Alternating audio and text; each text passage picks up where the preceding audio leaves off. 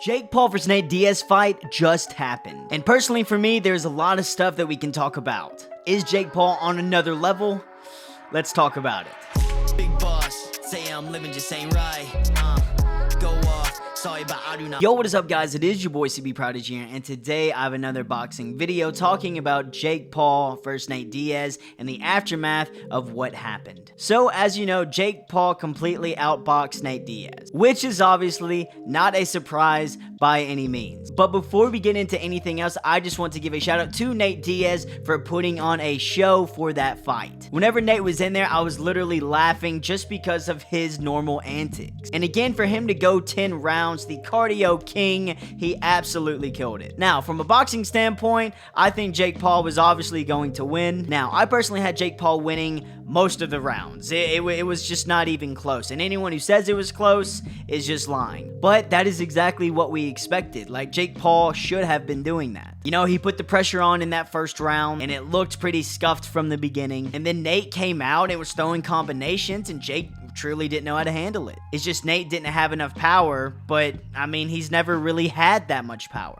Now, Nate Diaz is a dog. Like, he can fight, he can get in there, and he will not give up. And even when he was hurt, he was still coming forward. And what Nate Diaz showed is exactly what I'm going to talk about in this video, as to why KSI is still going to beat Jake Paul. Oh my god, you're such a dick rider! Listen, if you think Jake Paul has improved tremendously, you are 100% wrong. Now, has Jake Paul gotten a little bit better? I mean, to me, he looked the exact same in the Tommy Fury fight. The only thing that was different is that he had the cardio to go 10 rounds. He still had a little bit of power in the punches that he was throwing. But you saw exactly what happened when Nate was close, he was throwing combinations, and he was not letting Jake do what he wanted to do. Someone like KSI who can constantly give you that pressure, who can take a few hits coming in, and then let loose on you, it's gonna be a rough night. And if Jake was fighting someone that had that knockout power, I mean, I think he would have lost.